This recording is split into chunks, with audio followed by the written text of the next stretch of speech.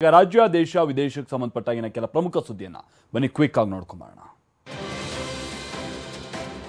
ಪ್ರಧಾನಿ ಮೋದಿ 3 ದಿನಗಳ ಅಮೆರಿಕ ಪ್ರವಾಸವನ್ನು ಕೈಗೊಂಡಿದ್ದಾರೆ. ಫಿಲಿಡೆಲ್ಫಿಯಾ ನಗರದಲ್ಲಿ ಇಳಿದಿರುವಂತಹ ಪ್ರಧಾನಿ ಮೋದಿಗೆ ಅದ್ದೂರಿ ಸ್ವಾಗತ ದೊರೆತಿದೆ. ಇವತ್ತು ನಡೆಯಲಿರುವಂತಹ ಕ್ವಾಡ್ ನಾಯಕರ ಶೃಂಗಸಭೆಯಲ್ಲಿ ಅವರು ಪಾಲ್ಗೊಳ್ಳಲಿದ್ದಾರೆ.